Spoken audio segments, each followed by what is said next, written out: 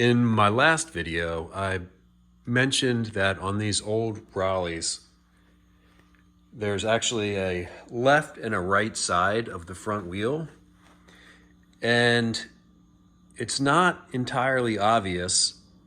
And in the comments, someone asked me to elaborate, so why not? I'll make a quick video explaining why the front wheel is actually directional. So if you were to install this wheel flipped, it could cause some issues. And I will attempt to explain that. All right, to understand why the Raleigh hubs are different, you first need to understand how what I'm going to call a normal hub works. A few pieces here. So you have the axle, you have the cone,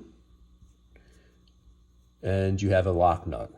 You've got one cone on each side and one lock nut on each side. As you thread the cone onto the axle, the two cones get closer together. And what's happening is the cones are pushing into the ball bearings in the cup of the hub. So this cone fits into the ball bearings. So you could imagine that the more you tighten this, the tighter it's going to press against the ball bearings. So if you were to over tighten these cones, it would press too hard on the hub and the hub wouldn't spin. And if it was too loose, the axle would be loose in the hub and your wheel would wobble around. So the idea is to get it to, the Goldilocks position where it's snug and touching the ball bearings, but not too loose. And when you get it into that position, you lock it into the position with this lock nut. So you'll see the cone has two flats for a wrench, a cone wrench, and then you can use a normal wrench to tighten the two together. Pretty simple. Now, imagine this is locked inside the hub, pressing against the ball bearings. Once you've got it locked into the right position, it's not going to move. And in fact, it can sit like that for 20 or 30 years likely, right? As long as the grease doesn't go bad, which it shouldn't, it'll stay put. And in this position, in a normal hub, you could reverse this in your fork and it would make absolutely no difference, right? Assuming you don't have a disc brake on one side or you don't have an actual directional tire, but the actual hub itself, once these cones are locked in position, they're going to stay like that, and it does not matter which way this goes into your fork. And by contrast, this is the axle out of a Raleigh front hub. And you'll notice that there are cones, but there are no lock nuts. And these cones are different. So this cone on the right-hand side does not have flats for a wrench. The cone on the left-hand side does have flats for a wrench. This left-hand side cone is the adjustable cone. You can spin this clockwise or counterclockwise to either tighten or loosen the cone against the ball bearings. This right-hand side cone, if you look closely, you can see there's a little ledge or bump right there in the axle. So this is pre-tightened up against that ledge. This is so tight that it won't move, and it should be that tight that it won't move. This cone is considered fixed. This cone is the adjustable cone. And once you have this mounted into the fork, picture your wheel spinning. If your wheel is spinning this way, it's going to have a tendency to put pressure to unscrew the cone against the fork. And in fact, that's what you want, because you'll have your lock nut which is just the regular nut that goes on axle nut.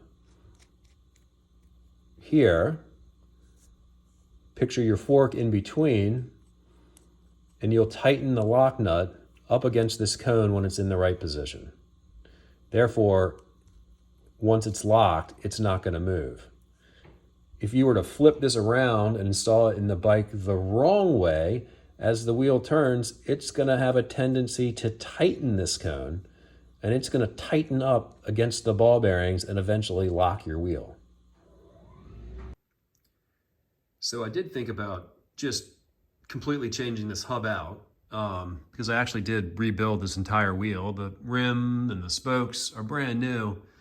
The reason I kept the original Raleigh hub is due to these Raleigh R nuts. I think they add a lot of character to the bike.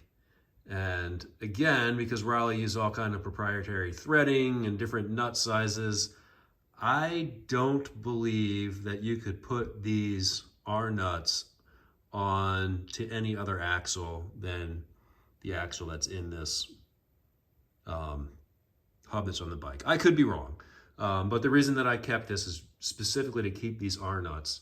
In fact, if you go on eBay and search for Raleigh R nut, you'll be surprised at the price people pay for these nuts.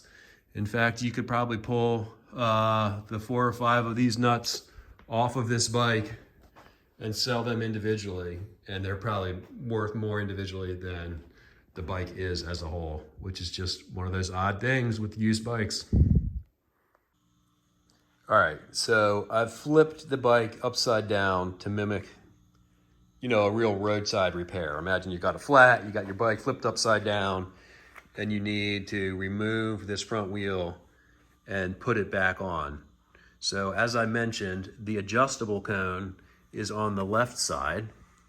Now the bike's upside down, so the left side is now the right side, but you'll see this is the adjustable cone side. The left side, which is the non-drive side. And on the drive side, where your chain and gears are, is the fixed cone. And this is designed that you can adjust the cone while the wheel is actually in the bike. So let me see if I can demonstrate that. So it's first worth mentioning that all of the nuts and bolts and threading on these Raleighs are non-standard. Best practice is to use an adjustable wrench when you can, but I'm going to be using a 15 millimeter cone wrench, which I think is just slightly too big, but close enough, and a 14 millimeter for the axle nut, which again is just slightly too big, but it's close enough. I have no idea where to get the right size wrenches for these old bikes. Definitely non-standard. All right, so the wheel is mounted, and we're trying to find that, that Goldilocks position. So this is already in position, but you can take your flat cone wrench and put it on the cone and another wrench on the axle. And if I loosen this axle nut, a couple of turns, a couple of half turns maybe, now I can actually tighten and loosen the cone. If I loosen it too much, the wheel wobbles. So to get it in the right position, you typically tighten this down till you feel it bottom out. Back it off about a quarter of a turn. Hold it in place. Tighten the axle nut down. And if you got it right, this should spin nice and freely, and it shouldn't wobble back and forth. Might take a couple tries to get the right spot.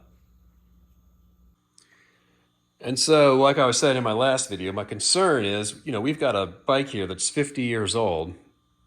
This is the year 2023, and this bike was built in 1973.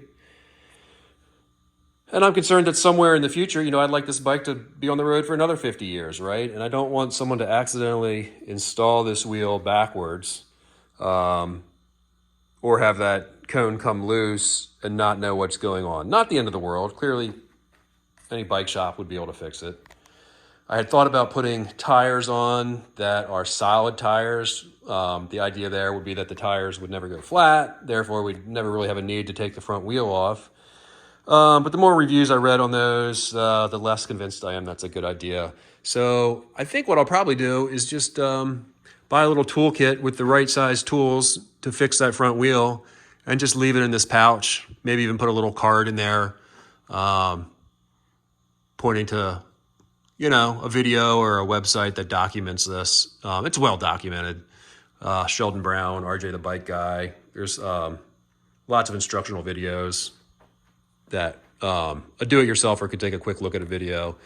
And if they had the right tool set there and they ran into a problem, they'd be able to fix it. So there you have it. This guy's almost done.